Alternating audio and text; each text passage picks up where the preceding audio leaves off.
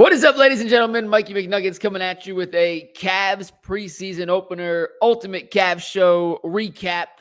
While the game's going on, there's 5 minutes and 42 seconds left here in the fourth quarter. I was at Rocket Arena for the first half of the game. I left at halftime to come back and do this in a timely fashion. It's preseason, and all the main guys we're going to talk about at this point are out of the game and have finished playing for the night. So I figured let's hop on. Let's talk a little bit about what we saw in some of the great first impressions some of these new Cavs have made on us. The big news to start, at least, was that Jaylen Tyson got to start at the two-guard position alongside Donovan in the backcourt. Sam Merrill was not dressed tonight. Someone will ask Kenny in the postgame why he was out, what happened, is he hurt, is it minor, is it major, who knows, but Sam was in a sweatshirt, jeans, and a hat tonight alongside Darius. So with no Merrill, Jaylen Tyson got an opportunity to show what he could do alongside the starters. And while he didn't score, and he has to make three-pointers if he's going to be a consistent part of any Cavaliers rotation this season. He went 0 for 5 from 3 today. It's one game, no big deal. But he's got to make shots. However, the stuff that Kenny Atkinson has told us about Jaylen Tyson came to fruition. Kenny always says Jaylen's best skill is his ability to play hard every second he's on the court. And for the 18 minutes that Jaylen Tyson was on the floor today, there was no lack of hustle. He did finish scoreless. Like I said, 0 for 5 from the floor. All 5 of those shots came from beyond the arc. But he had 3 assists, a steal, and 2 blocks. His impact was felt in other facets of the game that were not necessarily in the scoring column. And some other guys picked up the scoring for him, which we'll get to in a second. But Tyson, alongside the other core 4 guys, I know DeAndre Hunter's not technically core 4, but with DG out, you slide Hunter in. So with the starting lineup, I thought he fit in well. I thought his play style fit in well for a Cavaliers starting lineup that doesn't need that 5th guy to be a high-volume offensive player. They just need him to kind of be a connector, make the right play, make the smart play, hustle on defense, be a point-of-attack defender, and Jaylen Tyson fit the bill on that one. By the way, the Cavs lead 109-101 with 4 minutes and 15 seconds to play as Chicago makes a 3, so now it's a 5-point game. So we'll kind of keep an eye on that as we get down the stretch here. But the main guys are out, so I figured it was worth coming on and talking. So Jaylen Tyson was one guy who caught my eye. He had 2 really impressive blocks. He pinned a Chicago Bull off the backboard earlier in the first quarter. He had another transition pass that led to a DeAndre Hunter dunk. I liked what I saw. He's got to make shots, though. At the end of the day, for all this good stuff that Jaylen Tyson brought, he'll be the first to tell you, I got to make threes if I'm going to play. Because if he's not, he's a Isaac Okoro type. And I was talking to Spencer Davies, my guy, about Isaac Okoro, and as much as we liked Isaac as a person, my lasting memory of Isaac was he's not a playoff guy. He's a guy that you can't trust in the playoffs. If Jaylen Tyson's going to be a next evolution of that potential player on this Cavs roster, then he's got to make threes in 0 for 5. Not a great debut, but I like what I saw from Tyson for the most part, and I trust those shots will fall. He's a better shooter than 0 for 5, obviously. He's a capable three-point shooter, and I think those shots will fall for him as he continues to progress and feel more comfortable. It's one preseason game. No need to overreact to anything. And I'm not overreacting in the slightest. I'm just pointing out the obvious that if Jaylen Tyson wants to fit in alongside the starters and get some real minutes, he's got to make threes. Another guy who did have no issue or did not have any issue scoring tonight was DeAndre Hunter. And to me, out of all the starters, he was the most impressive. Not only did he take 9 shots. He scored 17 points, 7 of 9 from the floor, 1 of 2 from 3, made both his free throws, led the team with 7 rebounds, which I absolutely love to see. And there were 2 obvious plays in the first quarter that just brought a tear to my eye. The Cavs haven't had a real small forward in ages, right? They haven't. Since LeBron, they've been searching for this small forward, this answer at the position, and they just haven't been able to find it. And we keep talking about their lack of size there, whether it was Okoro or Strus, all these quote-unquote undersized threes. Well, it's not an issue with DeAndre. First and foremost, up close, he looks big. He's put some time in the weight room. He may get a steroid test in the locker room if he continues to body guys like he did against the Bulls this morning or earlier tonight. Excuse me, it's been a long day. But he looked big. He looked strong, and he used that to his advantage twice in the first quarter. Hunter found himself with Matthias Buzelis, however you pronounce his last name, defending him. And Buzelis is 6'10". He's a little taller than DeAndre, but much thinner, much slighter of frame. And whether it was a read, whether it was a designed play call, I'm not quite sure. The Cavs essentially cleared out that entire side of the court, gave DeAndre Hunter the ball in the high post and said, go to work, big fella. And he got fouled, and he got an easy layup on the other.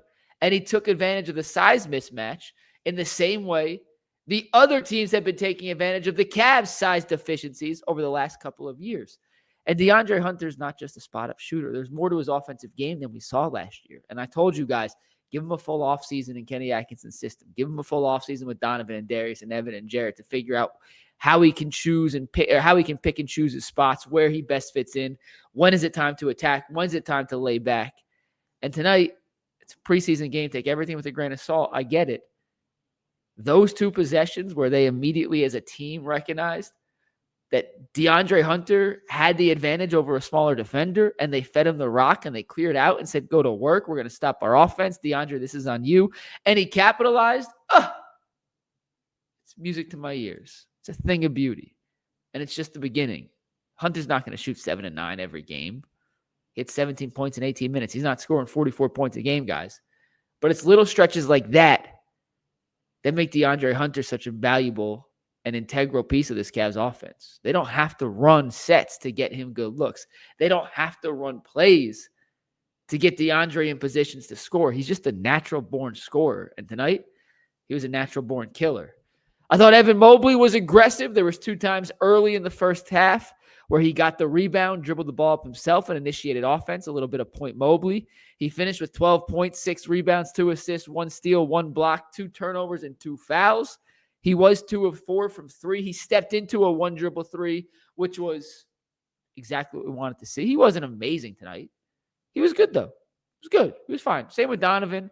Same with Jarrett Allen. I don't think any of those guys stood out. They didn't do anything spectacular, but I liked seeing Evan grab a rebound, take the ball up court, and initiate offense. I think that's something we're going to see a lot more of. A little big-to-big passing between him and Jarrett Allen was promising. I liked what I saw in that regard. And most importantly for Mobley, it's just the comfortability of handling the rock and shooting on the perimeter. Or when you see him step into a 3 when the defender goes under the screen and just casually pull it, make or miss, it's what you love to see. Those are the little tidbits of progression in his game that we got a glimpse into tonight, even if it wasn't the full package being on display. Some of the bench guys who were impressive. I thought Larry Nance Jr. played very well. 11 points, 4 assists, 3 rebounds, 2 steals. He, just like Jaylen Tyson, was 0 for 5 from 3, but I like the shot selection.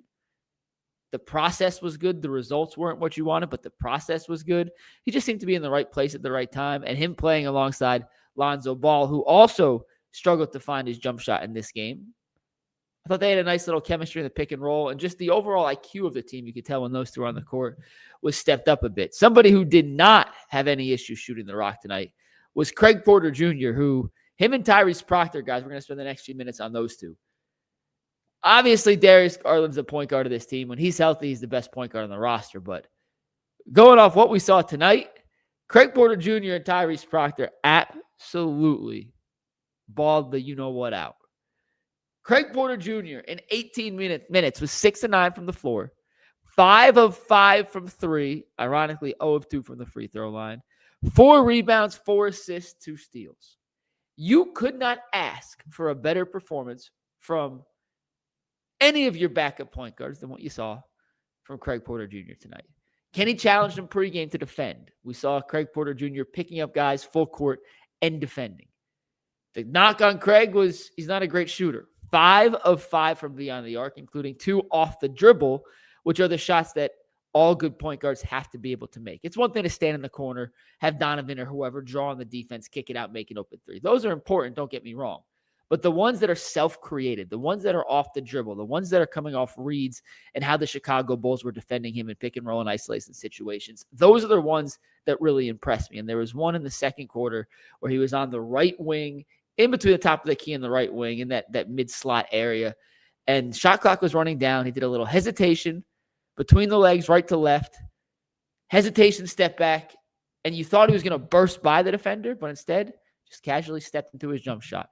Let it rain, nothing but net. 5 of 5 from 3 from a guy who we don't consider a shooter is an incredible, incredible sign that Craig Porter Jr. may be ready to turn the corner. I'm not saying he's jumping up the depth chart after one game, but I'm just saying That's a really encouraging sign for a player who struggled to consistently make jump shots. I thought he handled the ball well. I thought he pick and chose his spots in terms of getting into the lane, reading the defense and figuring out what the right basketball play to make is. I don't think he had a turnover tonight. Let me confirm. He did have a turnover, so he had one. I remember it now. It was a bad pass. He jumped and tried to kick it to Dean Wade in the corner and threw it out of bounds instead. But overall, it was a very promising debut for one Craig Porter Jr. By the way, the Cavs lead 116-114 with 1:17 left. So we'll kind of do a little play-by-play as we get through here. But Tyrese Proctor, the Cavs rookie, also looked awesome tonight. Guys, it's the 49th pick. It's a preseason game against the Bulls, who are shifting guys in and out every other 2 minutes. As the Bulls miss and they get the offensive rebound, Essengay, their rookie, gets blocked by Thomas Bryant, but there's a foul. He's going to shoot 2 free throws to potentially tie the game up here. But the Cavs rookie, Tyrese Proctor, 5 of 6 from the floor, 3 of 4 from 3, 2 assists, 1 block. He was plus 11 in 12 minutes, finished with 14 points. He showed off the jump shot. He showed off the transition finishing. He showed off some slick passing on a little dump off to Luke Travers for an easy dunk for the Australian. And just like with Craig Porter Jr., Tyrese Proctor's in a battle for real minutes this year, especially with DG and Strus out early. I mean, I don't think he's going to be a main contributor in the playoff rotation, but early on, he's a guy that I do think is going to get a chance to play and run the show if other guys are knocked out, not playing, injured, rest night, whatever. He's a guy that's going to get a chance to showcase what he can do. And if he plays anything like he did tonight in the regular season, then it's going to be hard for Kenny Atkinson to deny giving him more and more opportunities as Luke Travers step back jumper careens off the rim. And Chicago was last to touch it, so the Cavs are going to get the ball back, tied at 116 with 48 and a half seconds to play here. We'll get back to Proctor in a sec. This is all G League two-way guys and Thomas Bryant in for the Cavs right now. Killian Hayes gives it to Thomas Bryant. Bryant's going to work, and he loses the ball. Bulls ball, 40 seconds left. Javon Carter in transition. Makes the layup. All right, Cavs down 2 with 37 seconds to play. Kenny calls a timeout. I'm curious here. Who are they going to run a play for? Proctor's not in. I'm guessing it'll be for Killian Hayes.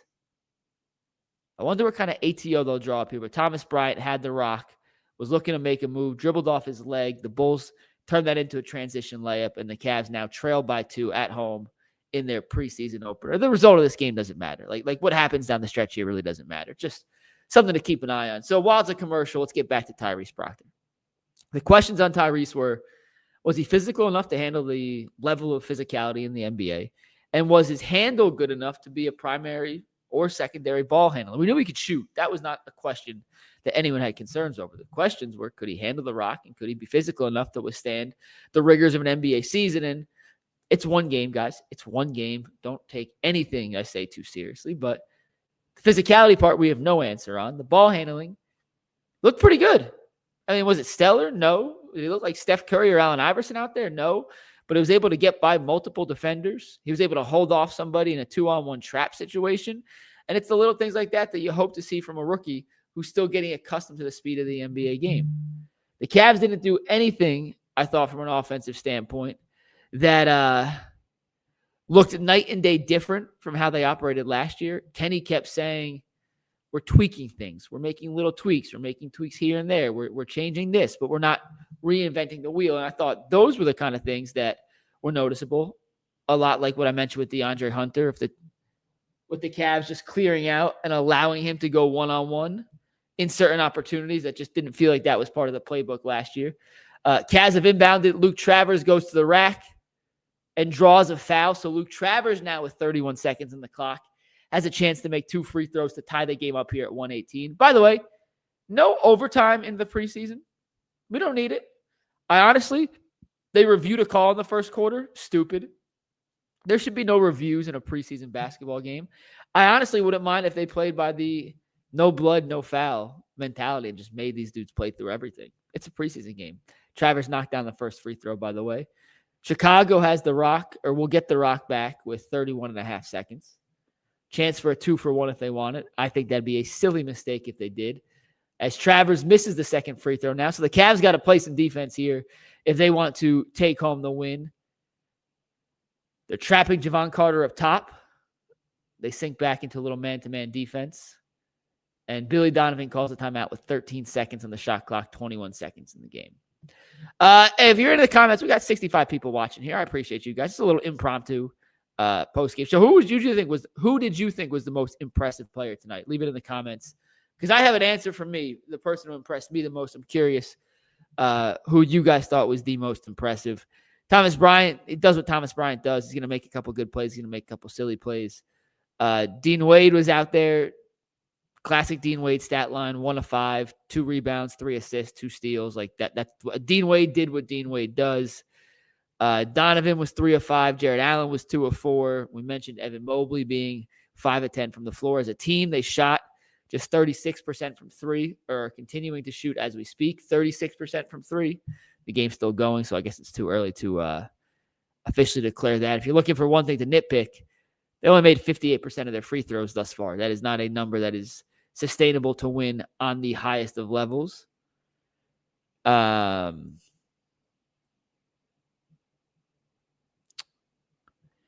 Rob, I 100% agree. Oh, no, Rob, I agree 100%. When you're on the court, it matters. Absolutely. I'm saying don't make this the end-all, be-all for some player's evaluation. If Jaylen Tyson didn't make a shot today, I'm not saying that he'll never be able to shoot. I'm just saying take it all with a grain of salt. When I say the preseason doesn't matter, I mean in the grand scheme of things to everyone else surrounding it, the preseason doesn't matter. It's a meaningless game that doesn't go down in the record books as anything but a preseason game. So it's not to diminish the preseason. Hell, I was a bench warmer in D3. Trust me. Any chance I got to get in the game was important to me. I am fully aware how this garbage time matters wholeheartedly to some of these guys. This is where I thrived. Some of my best moments came in garbage time like this. So I fully get it. I'm not saying it doesn't matter. I'm saying in the grand scheme of things, when we're making our evaluations of players, it doesn't matter. Big says he was surprised by how tall Proctor is. Proctor is legitimately 6'5"-ish. Like, I sat down with him at Media Day. I went to his event at Dick's Sporting Goods where he gifted children back to school gift cards. He's a legit 6'5". He's got long arms. The afro, he's got a little poofy afro, makes him look a little taller, but he's a real 6'5". Demetrius Bridges says Craig Porter Jr. was the player he was most impressed with. And Demetrius, I 100% agree. I think that is exactly the right answer, at least in my opinion. You go 5 of 5 from 3. If you're anybody, it's impressive. If you're a guy that I had my doubts on whether or not you could be a real knockdown shooter, that's impressive. Tekajero says, besides the shooting, Ball looks pretty good. We saw him directing the offense and defense, and his own defense was pretty solid. Hopefully his shot will fall. Guys miss shots. No one's going to be perfect. I'm not looking too far into any of the missed shots. If these go 10 games into the season, 15 games into the season, we get to the 20-game mark and they still can't make anything, then we could have a discussion on, okay, is the shot going to start falling or not? Until then, it's not worth it. The Bulls have 7 seconds on the shot clock. 5, 4, 3, 2. The Bulls get a shot up. It's missed. The Cavs have it with 7 seconds left. Thomas Bryant's going down the court. 5, 4, 3. Bryant for the win, and it's swatted out of bounds.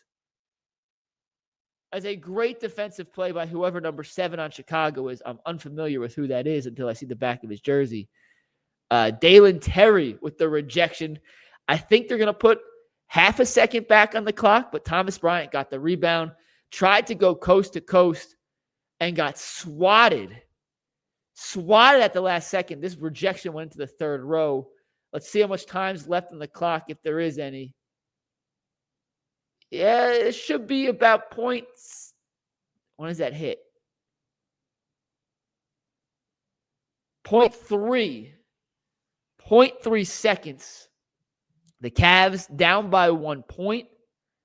0.3 seconds. That is not enough time to catch and shoot. That means you got to tip it in. So look for some kind of lob play here. We'll see what Kenny Atkinson draws up. They get a timeout. The official review is checking the time remaining on the clock. I think it should be 0.3 seconds. They have put 0.3 seconds back in the clock. Shout out to my eyes for being correct. Once again, not enough time to run a play where you can catch and shoot. This has to be a tip in at the rim. Thomas Bryant's their tallest player. And they just showed a shot of Billy Donovan in the huddle saying they can only tip in. They can only tip in. So the Bulls will be well aware of the situation.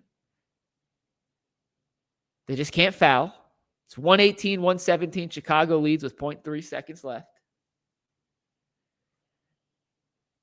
Are we sure Bryant shoved the camera? Did he walk into it? I was kind of had one eye on the TV, one eye on the screen here.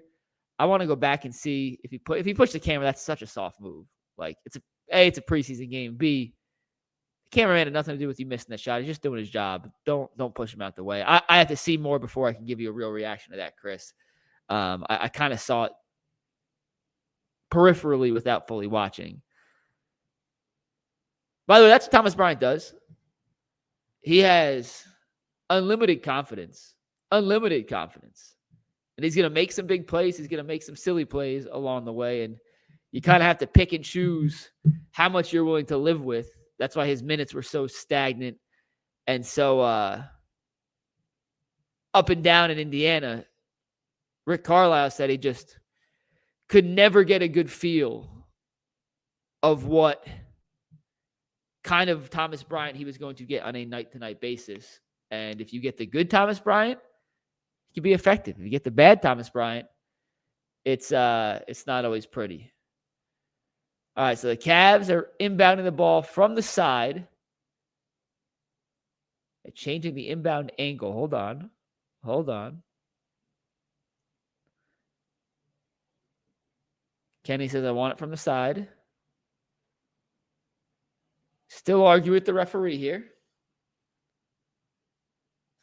It's the longest .3 in the history of preseason basketball. Luke Travers is going to inbound the ball now. And he throws the lob up to Thomas Bryant. And Bryant catches it. It would have been after the buzzer and gets rejected by Jalen Smith. The game is over. The Cavs have lost 118-117. A meaningless preseason game overall in terms of the big picture. However, there's some good things to take away from this. Rob, you're right. He did get his you-know-what swatted. That was tough catch and shoot at the end, tough ending. But all in all, I think there are some positives to take away from the Cavs here. We mentioned it earlier, but Craig Porter Jr. and Tyrese Proctor looked everything the part of what you want to see from young point guards in a situation like this. They played a combined 30 minutes. And in those 30 minutes, those two combined for 31 points and 8 threes. You can't ask for much more than that. DeAndre Hunter, 7 of 9 in 18 minutes for 17 points. 2 of 2 from the free throw line. He grabbed 7 rebounds in 17 minutes. I bet you on a permanent basis, that's one of the highest rebounding rates DeAndre Hunter has ever had. We saw an aggressive Evan Mobley taking 10 shots in 18 minutes. We saw a little bit of point Mobley. We saw Larry Nance and Mobley operate a ton from the slots, from that high wing, high post, elbow area that Kenny Atkinson said he wants to utilize more often this year. It's preseason. The result is meaningless. What happened in it is a little more telling to how the Cavs will be operating in down the stretch. Well, I say down the stretch, I mean as the season starts, down the stretch of the next couple of months. The broadcast is showing all the Cavs talking to Isaac Okoro right now. Okoro got a hell of a ovation, by the way. A hell of an ovation. Pre-game, I was surprised at how many fans cheered him. And, Jay Diaz says last year's preseason was so bad, preseason isn't an indicator of anything. You're right. It's not an indicator of anything. It's a preseason game where your starters play 18 minutes. It's a preseason game where no player on the team played more than 18 minutes. Where no player on the Bulls played more than 19 minutes. Don't look too deep into anything here. This was a coordinated effort from the Cavs to get certain guys 18, 12 minutes. Everyone played literally 12 or 18 minutes. The entire roster played 18 or 12 minutes. But there was some good. There was some bad. The Cavs got to shoot better. Not going to win a ton of games this year if, as a team, the Cavs shoot 35% from three. If Lonzo, Larry Nance, Jaylen Tyson, Donovan, Dean all go over. You're not going to win many games like that. You're also not going to get many games where Proctor and Craig Porter Jr. combined for 8. But it's one preseason game. It's a bad shooting night. It is what it is. It's the first of the season. As a team, the Cavs rebounded pretty well. Psych They got out-rebounded by 17. I know that's something Kenny's going to harp on. Once again, diving into the stats in a preseason game is meaningless. It doesn't really matter. They're playing with weird lineups. They're going in full shifts, but just worth mentioning, they did lose the rebounding battle by 17. Last thought here, and I'll wrap this up. The Cavs aren't going to have Darius, Garland for the first 10 to 15 games of the season, and they probably won't have Max Strus until 2026. It's going to give guys opportunities to play, like the Proctors, like the Craig Porter Jr.'s, like the Jaylen Tysons. And early in the season, those guys getting those kind of valuable real minutes can only help them in their progression as the season goes on and on. And if the Cavs are going to have a deep playoff caliber bench that they can rely on in any situation, these guys have to get their bumps out, grow through the learning pains, have some tough love early on. It may be ugly. We need to build up that battle scar tissue to be able to handle the pressure and handle the intensity of a playoff series. And getting these guys minutes now and seeing progress from Craig Porter Jr. as a shooter and seeing progress from Tyrese Proctor as a ball handler and a facilitator and seeing progress from Jaylen Tyson as a connector, as a one-on-one scorer in the early parts of the season will only pay dividends for the Cavs moving forward. But big picture, loved what I saw from Hunter, Porter, and Proctor. Those three stole the show in my mind. Cavs got to make some more shots. They got to rebound better, but they played with more pace. They passed the ball very well. And at the end of the day, they came up just short in a meaningless preseason game. That's going to wrap it up for this Cavs Bulls instant reaction show. Shout out to Jaylen Tyson for the start. I bet you if Sam Merrill's healthy in the next game, he will start against the Celtics. But we will find out what's wrong with Sam here in a second. I'm going to go check in on that post-game sound. Appreciate all you guys for tuning in, and we will see you tomorrow on UCSS. Peace.